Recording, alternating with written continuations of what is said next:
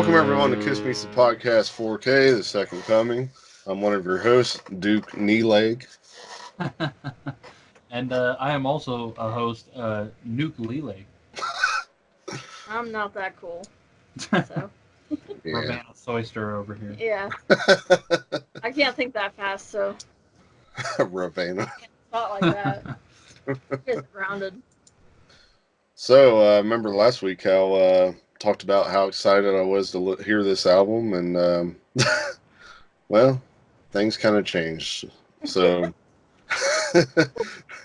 if you don't remember, we are here to do the White Tiger album, which of course features Mark St. John. Um, if for some reason you don't know, former Kiss guitarist, was with them a very short period of time during the Animalize era. Played on the Animalize album, and then, as the story goes, he had to leave the band for a wrist injury. But we were kind of talking before we started recording. Kind of funny that he was able to go and do this album, pretty much instantly and play just fine. So it kind of makes you wonder, is that just another fabricated story that we've been told all these years? Who knows? Right. So, okay, let's just get on into it. We got some comments from last week, and then, some interesting poll results, and some more challenging choices for this week's polls. Yes, absolutely. Yes, I also happened to discover, according to Wikipedia, that Mark was officially replaced by Bruce Kulick on the Nexus, the center of all music in space and time, which is December 8th. Because of course he was. What does that even mean? Like every important musical date is always December 8th. Oh, that is true. That is weird. What is it with that? Yeah. If there is like a weird center of musical space and time, it's absolutely December 8th. It's that, and when musicians die when they're younger, they're always 27. Yeah, there's that Always 27 27. club. Mm-hmm. There's a I don't. This is like far left field, but I discovered there's this very cheaply made horror movie that's based on the 27 Club, where it's Oh man. a bunch of those musicians come back as like zombies and stuff. Oh man. And Need from to the see this. I want to see it, but the reviews make it sounds like it's absolutely horrible, which is a good thing because I love horrible, stupid movies like that. How old is it? Fairly new. I think it just came out like either, well, I Okay. want to say this year, but 2019 or 2018 maybe, so right around there. But and by the way, Happy New Year, everyone. Hope y'all had a good one, stayed safe, all that good stuff. Here's to a much better year. Last year was pretty crappy. Um, yeah, there were some moments, some highlights, but for the most part, a lot of just crappy stuff last year. So anyway. God, that got off base really quick. Yeah. It didn't even occur to me this is the first podcast of 2020. That's pretty cool. That is true. On an album you both enjoyed so much. Yeah, what a way to start the year, right? Or the decade on top of that. Yeah, it can Well, it's only great go up. for me.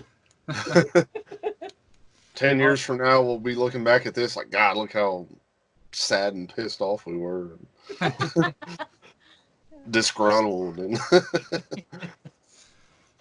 But man, I was kind of looking back the other day and just, again, we always say, we appreciate everyone's support. I mean, it's hard to believe, God, this podcast is like, I believe, going on like 4 years old now at this point. I want to say it was around that time when I looked at when our very, very first video was posted. And, we've been doing this 4K thing now for, what, almost 2 years already? I was going to say, I almost feel like I've been a co-host for probably a couple of years. At least, yeah. And that seems strange. Yeah. Yeah, it is. Time flies, but it's a blast. So again, just wanted to throw that out there. With the whole new decade, new year, just hopefully bigger and better things keep coming our way, and got some plans in the store when it comes to like the expos and whatnot to start really, interacting with you guys out there, in person, I guess. So anyway, we was talking about one thing and then it just completely got Again. uh yeah, Comments, so right? Comments. we're rattled. Yeah, oh, yeah, we were gonna read some comments and polls. Yeah, Yes. that's what our structure is. You don't know how to read.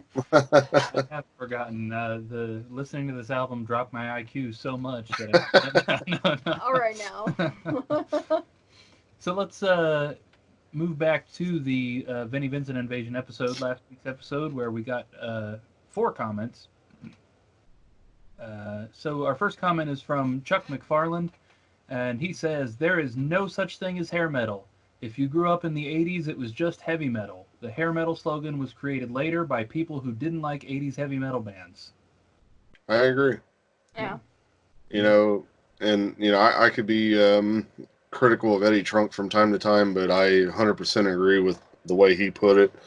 Um, you know, I think it was on that metal show, and I'm sure he's said it other times, but he put it the perfect way, and I felt to describe that. It's kind of basically it's like a slanderous term, when it comes down to it. So I do agree. I've personally, I've never been that much into subgenres. I've a couple of bands that I've recorded have even asked, "What do you think our genre is? What would you call it?" And it's like, man, just go with metal. I don't Yeah, understand why there has to be like, what is core? What is metal core? Well, I can't identify most of the times. It's just easier to, if it's heavy, it's metal. yeah, yeah. There's just too many subgenres these days, and I hate that too. Like when people ask us, about any of the bands we're in, Yeah. what do you guys sound like? What would you say your stuff? I don't know. I usually just go with like technical Yeah. groove, and that's about the most I'll say. Like, Yeah. Yep, it's weird too because it's also so subjective. You know, it, even Kiss. Ask people what genre Kiss is. Some people say rock. Some people tell you metal. Some people say alternative. All sorts of ridiculous things. It's too subjective yeah, for me personally. there's a lot of bands out there like that where it's hard. Like Alice in Chains, like you can almost say they're metal in a way, but I still consider them more of a rock band myself. And there's so many bands like that where you can kind of place them in, both those genres if you want, but why does it have to be when it comes down to it? It's just enjoy the music, and if you like what the band's doing, who cares? Yeah. This, if you can't tell people, is going to be a very ranty episode. It's that time of the month, man. It is. No, but yeah, Chuck definitely brings up an excellent point there. Also got a comment from Robbie Stars. He says, "Hey guys, great episode. First off, you are dead on about everything you said about this album. Some good songs here, but ruined by Vinny's ridiculous, loud, over-the-top solos. My favorite songs are Invasion and Back on the Streets. John Norum's version of Back on the Streets is a great version of the song. I'll give this album a 5. The solo ruins the album, sorry. The next Vinnie Vincent album I love, so I can't wait for that review." See, again, like I'm worried for that one because I recall it not being all that great of a listen. So again, who knows? It may surprise you. Fingers It crossed. may, but it probably won't. Yeah. Also got a couple of comments from Rain in Adamstown. Uh, I'll just read them here together. Rain says, "You are right. There is so much wrong with this album. The vocals are much too high, too many songs fade out, the solos are much too loud and too long, and many tracks are too similar. The ideas are there, but the songwriting talent of Paul and Gene is missing. Honestly, I can't listen to this album. I give it 1 point for Back on the Streets, but I like the demo version better. I wonder why Fraley's Comet played that song on their first tour. The Fraley's Comet demo with Scarlett on vocals is not that good. Nice that you like Hagar and Roth. The Roth albums may be more consistent, but all in all, the Hagar albums have many good songs and hits on it, even if Eddie had lost a bit of his songwriting class. Also forgot one thing to say. I am a big fan of Ozzy from Bark at the Moon up to No More Tears. Have seen all these tours. No problem with Ozzy, just don't like the early Sabbath albums. Nice. I also got to tell you, Rain, I very much appreciate your proper usage of two with two O's. Yes. Yeah. Yes. You don't see that very often. Yes, that might be the most misspelled thing I see is the word two when it should be two O's, but it's only got one. Yeah. R Now is we're always in a grammar rant. Let's get it on. Oh, I'm a grammar Nazi. I'll tell you that Yeah, now. I am too. Yeah. I can't. Yeah. Like people constantly spell R-A-R-E instead of O-U-R, and it drives me nuts. Oh, I can't. Yeah. Yes. God, we're just It's going to be a good one today, folks. So moving over to Facebook, we also got a couple of cool comments from Robbie Stars and Javier Boster on the Vinnie Vincent episode. So Robbie says, it's Vinnie Vincent time. Get out the popcorn and earplugs. Great songs ruined by overplayed guitar solos. But I do like a couple of the songs no matter what. But you can definitely have a snack while you're doing it. And also, we got a comment from Javier saying, I just finished watching this episode. As always, another great show. Glad to see Savannah is feeling better and back on the show. Hey, Luke, if you're going to be doing a Kiss podcast, it would be best if you turn that Iron Maiden shirt inside out while doing it. Thank you.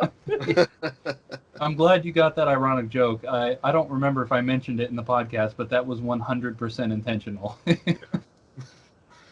Boys are wear gonna one snap. every time now. Yes. So I guess then we can talk about our polls too again, because we always talk Yes, polls. we love talking about our polls. So not much of a fight this week. I got to tell you that not one of these matches was even close. They were all complete blowout, obvious people like this. In fact, one was pretty strong. Our first match from last week, and just from the song titles, if you didn't see it on Facebook, you'll know immediately what happened. It was 100,000 Years versus True Confessions. And we got our record so far for amount of votes with 201. Awesome. Resounding 100,000 Years, 95% to 5%, with 190 votes on 100,000 Years and 11 votes for True Confessions. So a shout out to the balls on the people who voted for True Confessions. Absolutely. Y'all got some biggins. Yeah. Yep. Hey, Gene, you still get love for 100,000 Years because a lot of it's the bass line. Yeah, absolutely, yes. Our second match for last week was Beth versus Rip It Out, which I thought was a really hard choice. I chose Rip It Out, but I'm generally speaking not the biggest Ace fan, so it was kind of neck and neck. Now, of course, the overall Rip It Out did end up just absolutely crushing Beth, 76% to 24%. Right. I expected Beth to put up a little bit more of a fight, but I didn't expect it to go that direction. And then our final match from last week was Say Yeah versus Rock Bottom. So again, Say Yeah, I think is arguably a very good song, but put New Kiss against Old Kiss is gonna win. Yeah. I'm sorry, but just that acoustic intro beats Say Yeah, in my opinion. And I actually misspoke just a minute ago. Looking at the votes, this one actually has 215 votes on it. So. Oh, nice. So that's awesome, man. Yeah, so 82% to 18% there in Rock Bottom's favor. Again, pretty much unsurprising how that went. And then we've just posted our 3 for this week. Let me scroll up and find them here. Nope. Apparently I'm going to scroll down and find them.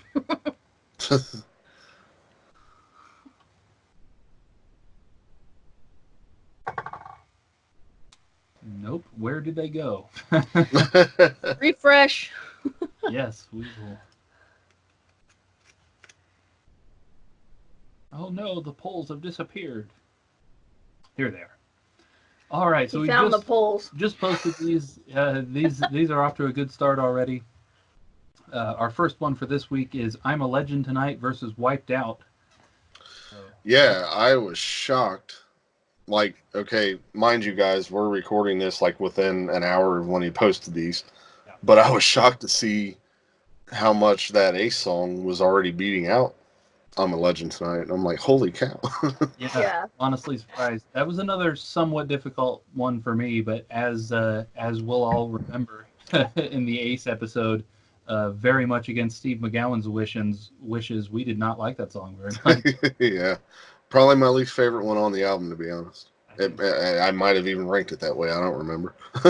I think both of us did, yeah. Yeah. So yeah, surprised to see that. It's still about neck and neck at the moment, but Wiped Out's currently in the lead. Second match is Take Me versus Every Time I Look at You. Another difficult one for me personally. I've never understood the hate for Every Time I Look at You just personally, and it is losing sorely at the moment. Oh yeah, it's an absolute great song, but again, when you put it up against, if that had been up against Beth, I might have gave it to Every Time I Look at You, something like that. Right.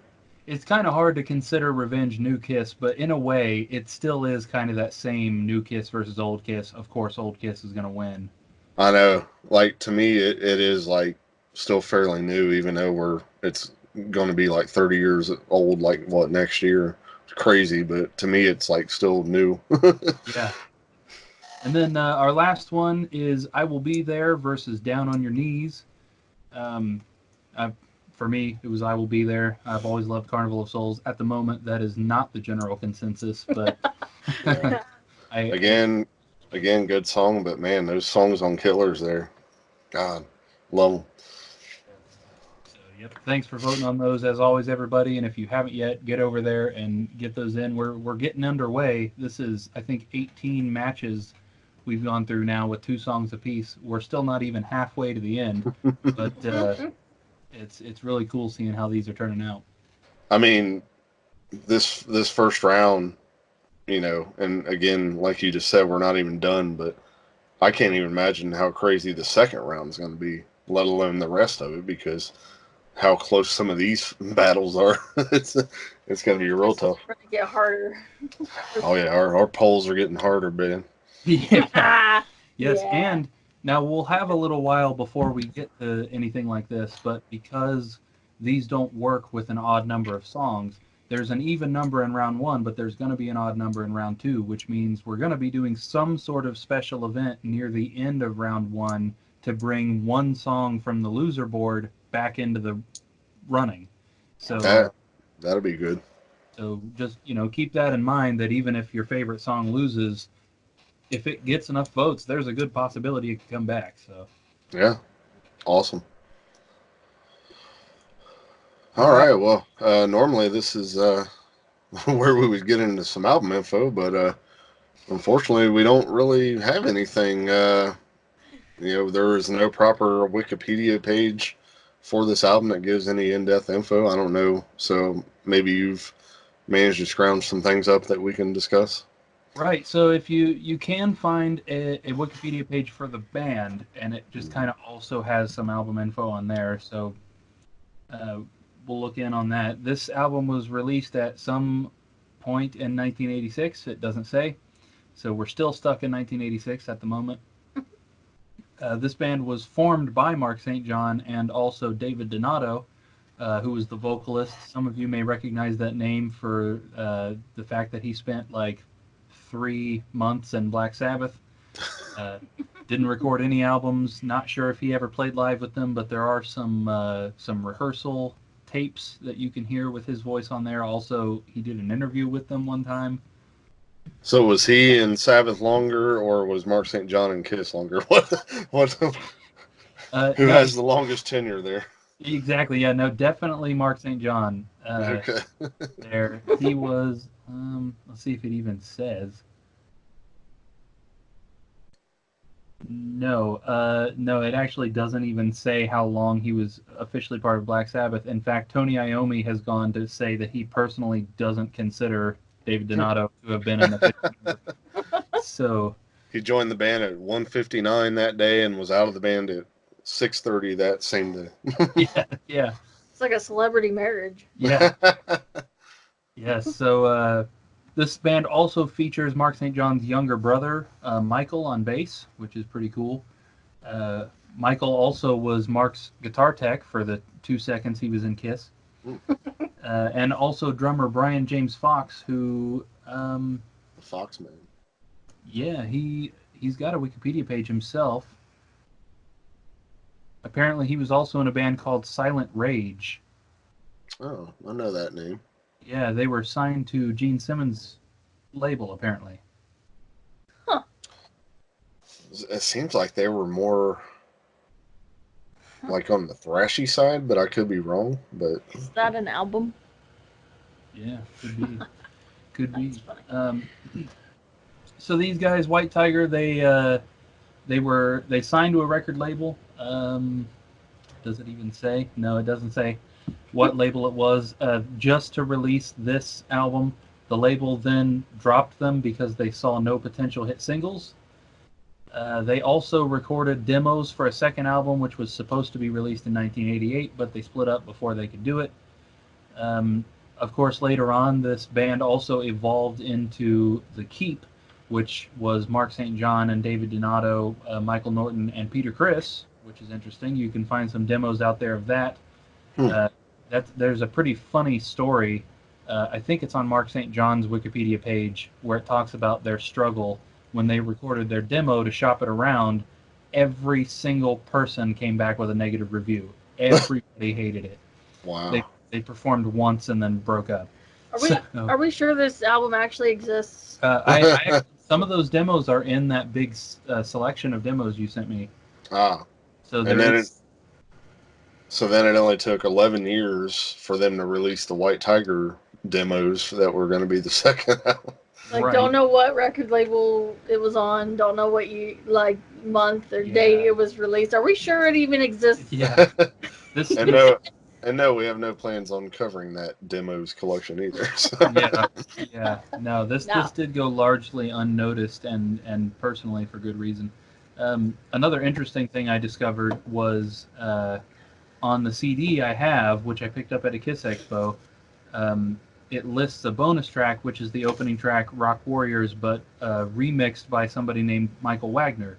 Now, whether it's the Michael Wagner, the famous engineer and producer, or not is in question, because on the back of the CD, it's just spelled regular Wagner, Wagner, but on the inside liner notes, it's listed as Wagoner, like the famous name. And also, they screwed up the track listing, and the disc actually opens with the Michael Wagner remix that sounds really good.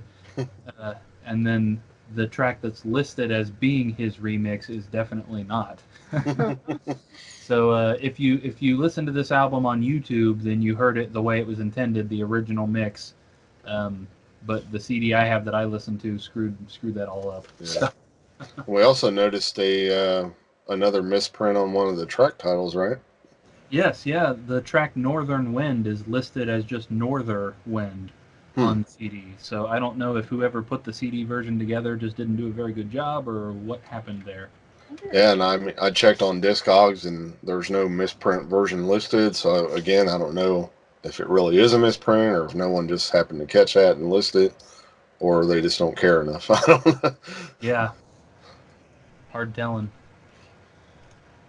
So I think that's pretty much it. Of course, as most of you Kiss fans probably know, of course, Mark St. John unfortunately died of a brain hemorrhage in 2007. So any potential reunion we might have gotten or further music, as that's not a possibility. Oh, I've just remembered too. I discovered Mark St. John released an instrumental album in 2003 called Magic Bullet Theory. I was able to find one song of that on YouTube.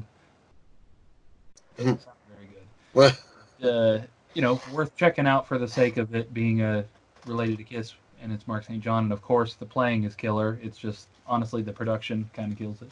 wow. Well, you know what? Let's see.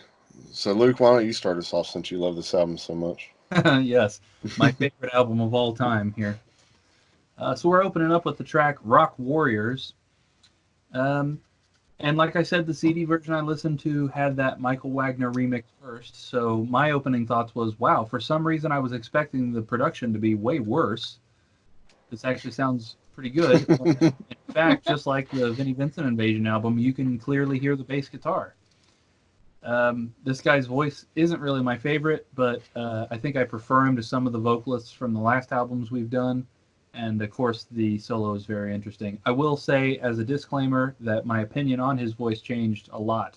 And what did you rank this one? This was my number 2. Oh, okay. Kind of funny that this what this title is, and then the first track on next week's album is Rock Soldiers. Yeah. Hint, hint. Go ahead, Savannah. Oh, okay. You could be the positive sandwich I'll in the be middle of our negativity here. positive in between the two negatives. A positive filling. All right, this one was my number 3. I thought it was a strong opener for the album. I thought I've heard this album before, but it has been like I think it was when Lewis and I first got together, and that was like 8 years ago. So when I first started, that was when I first started to really get into Kiss and stuff too, because he was huge Kiss fan from his family, and I had listened to them off and on, but I hadn't really ever like really got into them until I was listening, so I didn't know about any of like side things and the after, the members, what they did afterwards. So I had heard this album, but it's been so long. But yeah, it was a strong opener. It was solid. It was in your face. The chorus had a nice like anthem feel to it, which is always nice when it opens, for it to be a, one that you could move to, that you can sing along to, that gets your energy pumping, Mm-hmm. I love that solo for the very first song on the album. I thought it was a killer solo. Yeah, I agree. Yep, that was my opinion on that song. This was my number 2 as well. I said pretty good album opener.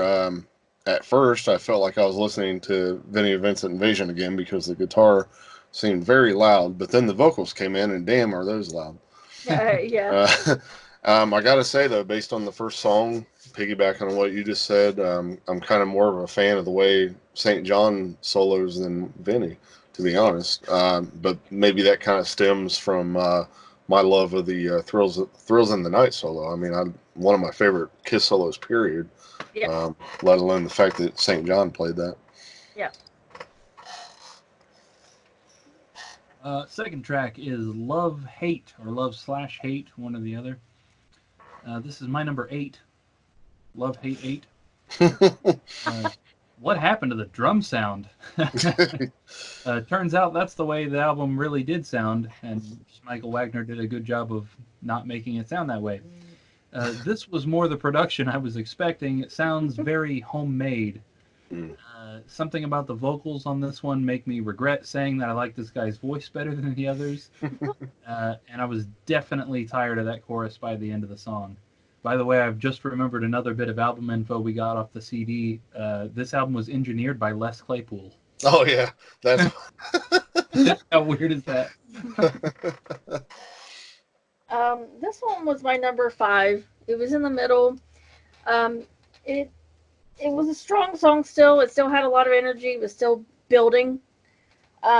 His vocals were odd in the verses though. Like he had that weird like vibrato kind of thing going on. And it wasn't necessarily bad, but I think he just did it too much. Yeah. He just did it way too often, I think. But again, the solo, I mean, I hope that at that point I was hoping that all the songs had a good solo to them, because that was what drew me to each song, I think, was just waiting for that solo to happen, because I liked it. I loved it in the first one and I liked it in the second one. I was like, okay, the rest of them have like banging solos like this, like, all right. Yeah. Like, let's do this. But the vocal, it was too long, the song, like, which is why I think it was kind of just like in the middle for me, because it just went on and on and on, and I was just like, okay, like repeating the same thing over and over and over, and it's like, okay, did they forget to fade it out, or they just intentionally do this, or but I still loved it. It was just, yeah, it was a little bit too long, and the weird vibrato thing that he had going, I was like, oh, I don't know. But solo saved it for me, I think. Yeah, that there's definitely a lot of long songs on this album, Yeah, and maybe that's another reason they didn't see the potential for any hits, because they just probably didn't want to bother making a radio edit version on any of these tracks. I don't know, or maybe they refused to. right. So this one is my number four. Again, immediately said very noticeably different sound compared to the first track in terms of the mastering. When the vocals started, it immediately reminded me of Nothing But a Good Time by Poison. And again, like you were saying too, another smoking solo from St. John on this one, but again, it kind of ends up, you know, basically Vinnie Vincent all over again. It's pretty much what you come to expect on every song. Um, and again, it's that whole kind of that same thing where maybe it kind of gets to be a little much after a few songs and you get kind of tired of it. But again, Yeah. still kind of prefer his styling though. It's funny that you said something about Poison, because there was a song later that I said something about that. I have a Poison song. Yeah, like as soon as he started singing, it sounded just like Bret Michaels, like those first Yeah, few words in Nothing But a Good Time. And yeah, it's like, wow. yep. Funny. Third song is Bad Time Comin'. This is my number 5. It's cool bass and drums intro. Could have been a little cooler, but definitely getting tired of the production changing from song to song. That's Hmm. just a theme throughout the whole album, where just songs sound vastly different from song to song. It makes it feel more like a collection of demos than an actual album. Right. I like the song, but the production is just killing it. And I mean that in a bad way. Just killing the song. I really wish that the whole album sounded like that first track. Could have saved everything I disliked about this, just about. And I also noted, man, these guys are not good at knowing when to end songs. Even as someone who generally enjoys really long songs, these are really, really repetitive, and it Yeah. doesn't make for an enjoyable listen. Yeah, I mean, it kind of makes Hotter Than Hell sound like, Dark Side of the Moon or something, Yes. one of these really well done, Sergeant Pepper, so. Yeah. This one was my number 8, and it was. I said the same thing about the intro, that bass drum intro that it had going. That was really cool. It was simple, or at least to me, it sounded simple, but it was tasteful. Hmm. Uh, the vocals, though, again, were odd sounding. They sounded off. They sounded kind of weird. But again, the solo was great. I definitely liked that there was more than one in the song. There was one, and then there was another one after. I think it was Hmm. like the third chorus or something like that. Um, but I wish that it would have ended with a solid cutoff. I think it would have been better if it would have just been that cutoff instead of it fading out. Like, Absolutely. there are some songs that you should just, like, chop it, like, cut it. Like, this is the end now. Like, um, but yeah, I mean, other than that, the only thing that threw me off, the reason I think why it was so low for me, was the ending was kind of ruined for me, and then his vocals were just weird in this song. The intro was my favorite part. We'll say that of this Yeah. particular song. Too many differences in the 3 tracks already. Yeah, Uh, this was my number 3. Same thing, immediately enjoyed the little drum and bass groove that opened the song, but then the vocals happened. yeah, Uh, kind of sounds like he's standing in a cave and decided to randomly squeeze his nuts. Uh, Not that it's worth mentioning, but this track also sounds different to me from the previous 2.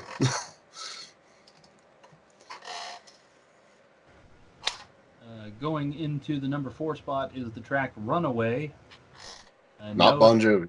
yeah, not Bon Jovi, and not an even older song, which is what I was super worried about, was that it was going to be a cover of that opening. This is my number 9. I said, is this the same guy singing? Really not enjoying the voice on this one. I figured Love Hate was going to be my dead last, but this one has definitely taken its spot. I don't like anything about this song. About Runaway? Correct. Okay, this one was my number 2. It was high on my list. Uh, I like the lyrics in the song a lot. I like that, it was telling you to like take charge of your life, be free and away from all the crap. Like just go do your own thing, be yourself. Like don't let people drag you down. Like I always like songs like that anyway. But I liked what the guitars were doing behind the verses. I thought that was really cool. And this was my favorite solo so far. Like this one was definitely like of all the ones I had heard, this was my favorite. And his lower voice, like I like again, just like last week, I like when he sings lower versus when he sings higher. I think it sounds crisper and clearer when he's lower. He's easier to understand when he sings in a lower voice versus when he sings real high. Kind of muddles when he sings high. And then Crispin. I love how that one ended. That one ended in a good way, I thought. And then we have me. um, this is my number 5. Again, man, these are some long songs. Not worth mentioning the solo here. It's compared to what Savannah just said. Not worth mentioning the solo here. It's pretty much a given on every song again. Not much to say for the song, just nothing catching me here. But it's always interesting how stuff like that happens when you do stuff like this and you all, because I listened to it separately from Luke this time. Like we didn't listen to it at the same time. And it's always weird and cool how like one person's opinion can vary so differently from another. Like how it just strikes so many people in so many different ways.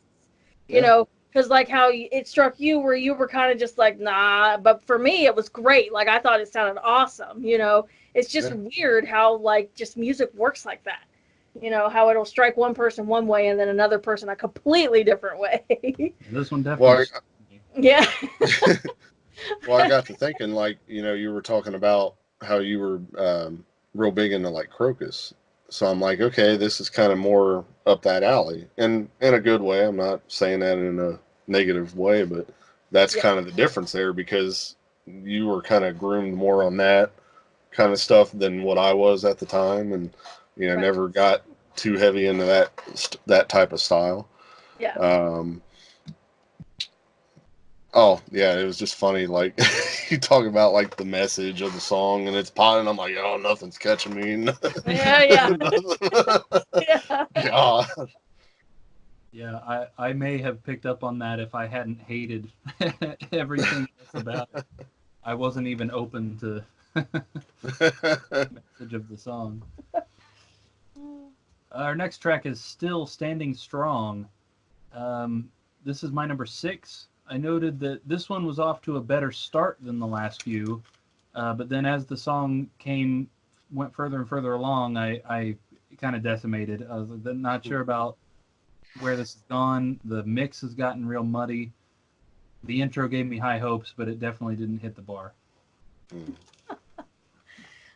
This one was my number 6 as well. I do this every single time that we have done this because a lot of these albums I've never heard before, and because it had been so long since I had heard this album, I always try to guess what the ballad's going to be. This album didn't have one. Yeah, I thought for sure it would. Yeah. So I thought it was either going to be Love Hate or it was going to be this one, and then it didn't just didn't happen because I kept thinking, when's it going to happen? When's it going to happen? And then it just didn't. I was like, okay. That's odd, especially for a band of this kind of genre and this kind of music to not have a ballad. Like it was, but it wasn't bad. It's not a bad thing. It's just odd. But yeah, I said that the drums and the guitars and the bass were all strong in the beginning of this one. They all meshed really well. You could hear each one clearly. They didn't like overrun one another. I didn't think. I felt like, again, I'm going to go on the solos. The solos like just caught me in this. I felt like this one was in your face. It was intense. It was heavy. I felt like the whole song was intense. Like I liked it. So Well, I'm glad you had that much to say about it. yes. This was my number 9, which least favorite, and the only comment I had to say was, yeah. Yeah. Oh, Our next track is called "Live to Win" or "Live to Rock." Uh, wow. is that a drum machine? uh, Again, the drum sound drastically changes, and not for the better. An already kind of sucky drum sound gets worse. Um, However, the song is okay. The chorus is cool, anthemy, interesting ending. Uh, this is my number 4 for the album, just for that. This is one that I felt like could have been a potential number 1 if the production hadn't been horrible. This one was my number 9. This one, when it started, it wasn't my favorite on the album, but the beginning, the drum sound at the beginning reminded me of "Do You Love Me" when he does the drum intro, and then "Do you really like my limousine?" Like that's what it reminded me of. Um, this is the one I felt like it could have been a little bit more heavy. It just kind of like fell flat for me. But this is the one that I thought sounded like it could have been a Poison song. It reminded me of Poison really bad. And I think that's probably why I didn't really like it, because I don't have anything against Poison, and I like their bigger hits, but I'm not a big fan of Poison, so I think that's why it kind of I was like, nah, what's this one? Yeah, yeah. I'm the same way. I like, they got a handful or so Yeah, of songs that are good, but I yes, don't. I've never sat down and I want to hear Poison, that kind of thing. yeah, exactly. Some reason I could see you, Savannah. We're having issues again. Oh man, no, I might just have to share with Luke. No, I said for some reason I can see you. We're having issues again.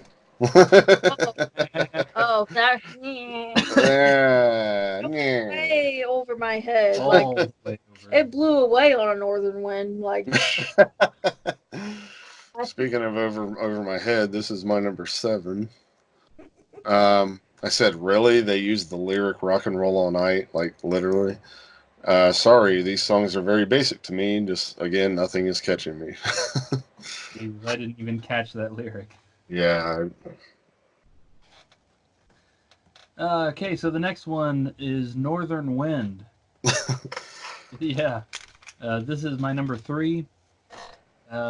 Man, the changing production just kills this album. I hate to keep bringing it up, but I just absolutely can't take it seriously.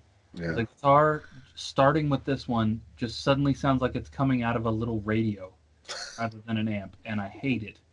Like the last song, I do feel like this one would be a really good song if the production was better. Again, there are a couple on here that could have been the saving grace if they just didn't sound like crap. this one was my number 1. The start of this song, it was awesome. It kind of sounded like maybe was there a keyboard in there or something? It kind of sounded like it was. There was a clean guitar. Maybe that's what it was, because it Yeah. just like I couldn't quite pinpoint exactly what it was. It just to me it sounded like a keyboard, but like I didn't think that's what it was, but I wasn't for sure. Um, I got like a mystical vibe from the lyrics of this song. Like I was able to create the story to it and visually see it, it happening out as he was singing. Um, Solo was perfect in this song, and this one gave me kind of like a Dio vibe. The lyrics, because I feel like this is something like he has sang about and stuff like that before, you know, like just with the lyrics and stuff and the way he sang it and stuff. It was just I love this song. This was the top for me. The Taps. The tap. This was my, excuse me, my number 8. Finally, a song named after my farts. Oh no. Sorry. No. Good. Ugh. North, though, does that make you a butt face? I got a new visual now. Thanks, Eli. It's Norther. Yeah. Norther fart. Ugh. All right. Our next track is Stand and Deliver. I delivered a number 7 on this one. Wow. The Would drums you? to me on this one sounded closer to the first song than any of the others. Uh, Again, when I listened to this, I didn't realize at the time that the first song was the Michael Wagner remix. but the guitar still sounds like the little tiny radio from Northern Wind. Surely this wasn't intentional. Uh, I just don't get it. Didn't like the song, too many repetitive choruses. At this point, my frustration with the constantly changing production had reached its peak. This one was my number 4. That was my delivery on that one. I like the guitar intro and through the verses, the way that it just it, I focused on that, and usually I can't focus on just that, and that's what I focused on. I like how it went in and then out and then in and then out. I thought that was really cool how they did that.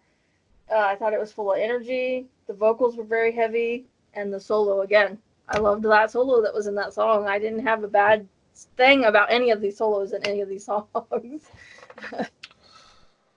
This one is my number 6. I'm glad they wrote a song for all the women that choose to stand to deliver a baby. It takes a lot of strength to do that, almost as much as it does to make it this far into this album. Oh, Savage. man.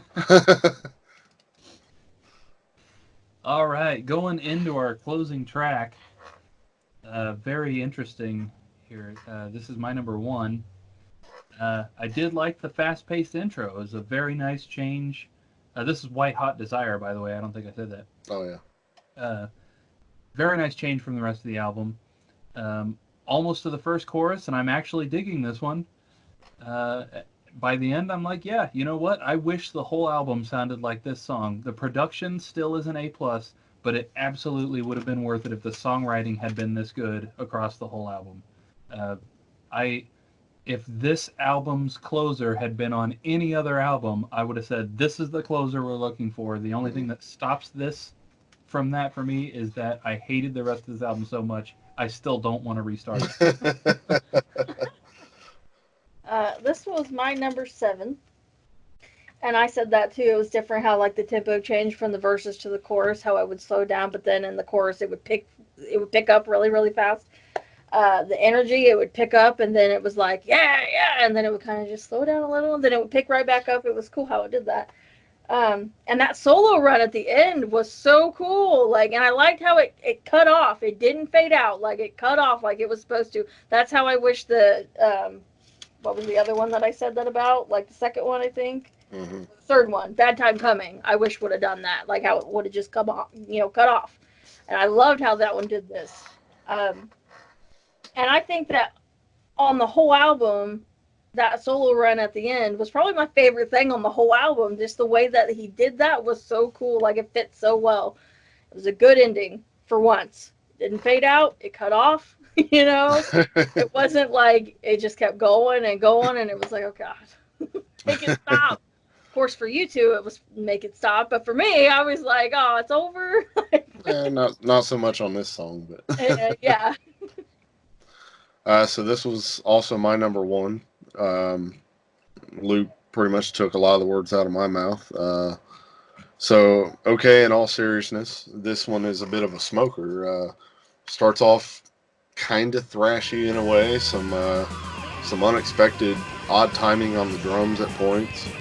I like how after the verse sections, it sort of like takes off into the double bass, and then it just goes back down into the odd time beats. Again, really like the runs at the end there. Where was this kind of stuff for the rest of the album? And surprisingly, I will say this was one hell of an album closer. So again, I agree. Like, if I had to play at least one track from this album again, it would probably be this one. If I absolutely had to. Yeah, without a doubt. So that wraps up the album. So we'll get into our overall ratings here. What was your overall rating, Luke? Is this our first negative? Yeah, it was hard. That's what she said. Yeah, I gotta tell you, I'm giving this a 2, and the only thing that giving it a deuce. Yeah, the only thing that stops this from being a 1 is just Mark. What you ate. Yeah, Mark's playing and in that last song. I'm fairly certain this is ranked lower than any of the Kiss albums we did. For me, I think this is the lowest rating I've done since we started this 4K thing. I am most definitely not confused about how I feel on this album, unlike the last several. Holy crap. I expected so much more from Mark St. John. I will say I have similar feelings for this album, similar to the Vinnie Vincent Invasion album from the last episode. This album was clearly built to showcase Mark's playing ability, and I think everything else just flew by the wayside. He is clearly a killer guitarist. He was on Animalize. He is here. But just like Vinny, I feel like he overplayed most of the solos, and on top of that, he isn't even as clean a picker as Vinny. True. At least from a skill point, I think I would still put Vinny above him. Now, from a sense of melody, I think he overplayed less than Vinny. I'll say that, but still, I would call that overplaying. Definitely not a great follow-up to the Vinnie Vincent Invasion album. Listening to these back to back was not the greatest thing, I think. The other big difference is that even the songwriting sucks for the most part, I think. And I know we panned the songwriting on Invasion pretty hard, so that's saying something. Invasion had some clunkers, but you could at least see where, when everybody else talks about how great Invasion is, you could kind of see why. This album sounds to me like a bunch of super repetitive choruses that went on and on, made the songs feel like they'd never end. With the exception of the opening track, the closing track, and Northern Wind, this was, in my opinion, a flat-out give-up-and-go-home effort. Perhaps all of that could have been forgiven if not for the terrible production, changing from song to song. It's a massive pet peeve of mine personally from a mixing standpoint. I've always felt it unprofessional, even, for the sound to change so drastically from song to song. Unless the album is a collection of demos or like a greatest hits, then of course it's going to sound like that. I hope that this was just something they slapped together. I genuinely hope that they had just recorded these songs over a huge period of time and just collected them all and put them out, because I would feel better about that than thinking that this was actually an intentional effort to make a collaborative collection of songs. I'm sorry, but I just can't find a good thing to say about this as a whole. I would genuinely rather listen to the Laura Nero album again. Wow. Yeah. I'm going to challenge you to that. Yeah. And now for the good news. Oh no. Don't do this to me. I give this a 10. I did. Oh. Divorce. I quit. Divorce. I did. I gave it a 10 because I loved it. Like, there was nothing about it. And I mean, I don't know. Oh. Okay, I'm back. Oh no. We're going home and I'm packing my stuff and I'm leaving. Yeah. Okay. I am not a musician. So therefore, when it comes to like production and stuff like that, I don't notice that stuff quite as well as somebody who is like musically trained and can hear that pretty clearly. So I think that's why I didn't notice that quite so much. I mean, it didn't really stick out to me as it would like for you and for Luke, because Luke, being a producer himself and being a mixer himself, he can tell the difference when that stuff happens. Whereas for me, it's not as easy to tell. So I think that's why it was easier for me to like this album so much, is because I didn't really notice all that, the production differences and yeah. There wasn't one song on it that I hated, that I didn't like. Like, I liked them all. And I know that we said, when we were doing the reviews and stuff, about how who was it? I can't remember what his name was, and I apologize for that. How he said that hair metal's not a thing, and he's right. Like, it's a stupid title, but for Chuck. me, I grew up. Yeah. Yeah, Chuck. I grew up in the 90s, so I wasn't around in that time. Like, I was born in 89, the very end of the 80s. So for me, it's always been hair metal for me, because that's just the genre that it was attached to, and that's what I grew up listening to. I love it. So whenever I hear an album like this, it's that nostalgia that like this is what I grew up with. Like, and for me, this was like a new band almost, but it gave me that nostalgic vibe to it. Right. And it's always been one of my favorite genres of music, just because it's always fast paced, it's always in your face, it's always, the verses, the vocals, everything is always just layered so well. There's a lot of melody, a lot of harmonies, um, and the best solos came from this music period. Um, I'm curious to know how Kiss would have sounded if he had continued on in the band, though. If he would have went on to do, a couple more albums with them, like how their sound would have changed. If it would have stayed more like it was with Animalize, or if it would have been, a little bit different the more that they went on. Because he's a phenomenal guitar player, and that album Animalize has some of my favorite Kiss songs ever made on it. I've Had Enough and Heaven's on Fire, Thrills in the Night. Those are all like in my top 30 at least. Under the If I had to gun. narrow it down, those would definitely be in the top 30, and they all came from this one album. Um, and and like I said, I was looking forward to reviewing this album because I'd already heard it before, and I remember liking it when I heard it 8 years ago. And so I was looking forward to it, and again, like, it just renewed my love for it. Like, I thought it was great. uh, and it gave me a new appreciation for it, and I try not to repeat myself when I review each song, but it's hard not to when every Yeah. song you hear is great. uh, and the solos, the drums, the bass, and the vocals, I felt, the vocals maybe not quite so much in some places, but I felt like they all meshed well together and they all sounded good together. It reminded me of why I love this era of music.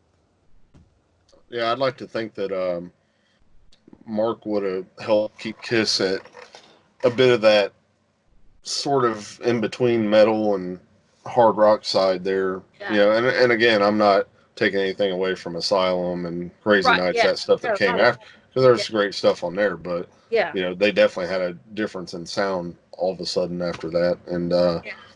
and um, so as someone that did grow up in the '80s, I mean that again, like we said at the beginning, that was just music at the time. I didn't think of Right. it as, oh, here's hair metal. No, that was the music at the time. I was an MTV kid growing up, and um, growing up in the '80s, experiencing that stuff, and then like I said, I've said it 100 times, like on the old episodes, Animalize Live Uncensored was like my introduction to Kiss, basically, like seeing them in person, like watching that on MTV. My dad had recorded it on VHS, that TV version, which I wish I still had, Yeah. but I don't. But anyway, so yeah, I mean, totally see it, from that point. But anyway, so I give this one a 3. um, Again, too many differences in the sound from track to track. Not enough song structure to catch my attention, other than the first and last tracks. I was really expecting more from the album. Again, like I said last week, coming into this, I had never heard it before. I was, really excited to check it out, and unfortunately, was kind of let down, to be honest.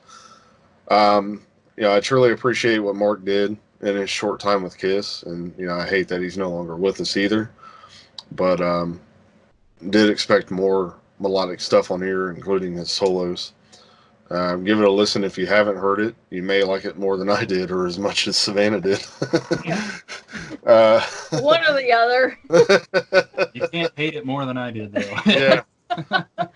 Uh, So, and again, that's the stark opposite, because coming into next week's album, which is Fraley's Comet, I love that album. So I feel like we're you know getting ready to do a Kiss album again. It's like one of those that I'm so familiar with that I can't wait to do it again. And it's probably going to be, for the first time since we've done the Kiss albums, it's going to be kind of hard to rank what is my favorite. And again, like, Luke's, you've made it no secret, on your opinions on Ace. So I'm kind of curious to see what you end up thinking. And I'm cautiously excited because, yeah, Ace has definitely never been my favorite, and I've never heard the Fraley's Comet album. So, oh yeah, yeah. And then Savannah, I'm not sure what to expect from you. So maybe you'll like it, maybe you won't. I stand kind of with Luke on that. He's not ever been my favorite either. Not Yeah, saying he's not great, because he yeah, is. Yeah. and he's an originating member, so he's great. But yeah, he's not ever been one of my favorites either. He was always my favorite member of Kiss, to be honest. As much as I love all the guys, all the members, but Ace just always stuck out to me, and kind of weird being that I'm not a guitar player, but Right.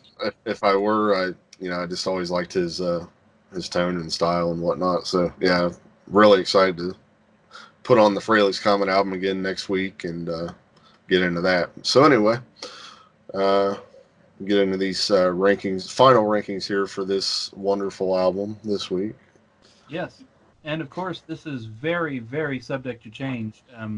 We didn't get Steve and Rochelle's votes yet as of the recording of this episode, but I'm sure they'll get them in there, and that might just completely turn all of this on its head. Yeah, Uh, true. One good thing that will definitely do is that there's also 2 ties this week, which they will knock out. Neither in an important spot, luckily, so we don't have to worry about that. Thanks to you, this album ended up with an average overall of 5 out of 10, Good. putting it above quite a lot. Again, like we were talking about with Invasion last week, which got a 5.2. 5 is about in the middle. Yeah. Upper mid, I would say. So interesting there. Dead Last for this week is 7th place, and it is still standing strong. It's the only song that all 3 of us pretty generally didn't like. The 6th place is Live to Rock. Tied for 5th place, Stand and Deliver and Love Hate. Tied for 4th place, Bad Tide Comin' and Runaway. And our top 3, without a doubt for this week, Northern Wind in 3rd place, White Hot Desire in 2nd place, and Rock Warriors in 1st place. So that's completely ironic that those are the 3 I pointed out, and 2 of the 3 that you pointed out. It's pretty clear the opinion there. I also pointed out 2 of them. Yeah. 2 out of 3. I think that'll definitely change quite a bit, with just a couple more votes. Right. Yeah. So yeah, it's very, very interesting and a bit weird, It got weird. It's a bit weird. Well, I'm glad I could be the ray of sunshine on the cloudy day. Exactly. So again, as we mentioned, next week we go into 1987, Fraley's Comet. Following that, we're back to Black Sabbath, another Eric Singer album, The Eternal Idol. Interested in checking that one out too. And then we go back to Ace Frehley for the Live Plus One, and then back to the Vinnie Vincent Invasion again. So again, we're kind of staying, kind of in that familiar realm these next few weeks. And pretty soon after that, we actually get to an actual Kiss album, so that's going to be exciting as well. Yeah. I know. I'm excited to do a Kiss album now that I'm doing this with you guys. I know, right? Yes.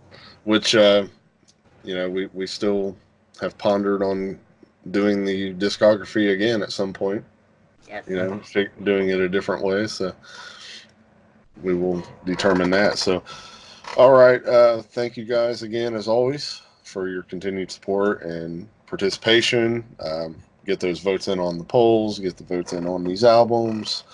All that good stuff. I've noticed, since we've been on Spreaker, noticed the stats have been fairly well, some downloads and views, or listens, and definitely appreciate that. Keep it up. Still got to get to work on getting those older, the original 4K stuff, get that, converted over and start getting those uploaded. Got to start working on that soon as well. Be sure to make a post once that starts happening, so keep your eyes and ears peeled for that. Nothing else really going on this week in the Kiss world that I can think of. Nothing really big, newsworthy type of things. Another little bit of Yoshiki, right? Yeah, they've been doing a lot with Yoshiki. They, I guess they did a New Year's Eve special over in Japan, and Yoshiki played with them. They had two drummers. So it was Eric and Yoshiki at the same time. So for all those that said, "Oh, Kiss will never do that," there you go. So yeah, we've been saying for a long time, do that with Eric and Peter. Bam, there you go. That's a good idea, but who knows? But Sure. saw a photo on the Kiss website of that performance. Haven't seen any video clips yet. I tried to find it on YouTube the other day, but didn't see anything. Don't know if anything's up yet, but definitely interested to check it out. See how it went. Um, so yeah.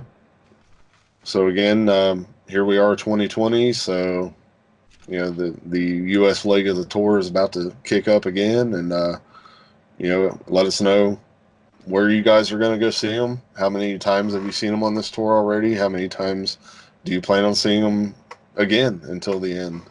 This will be our second time coming in September, and who knows? So, also, of course, hopefully the expo will be coming up here in a few months, as always, and we always start getting excited around this time of year, waiting to start hearing details and all that good stuff. So, a lot of good things going on. So, we're gonna get out of here, and we'll see you next week for the Fraley's Common album. Cannot wait. Yep. So,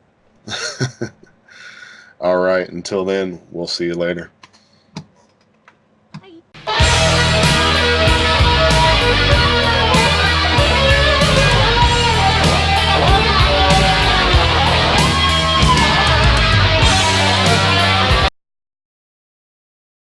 What has she got that the others have not? It must be that look in her eyes.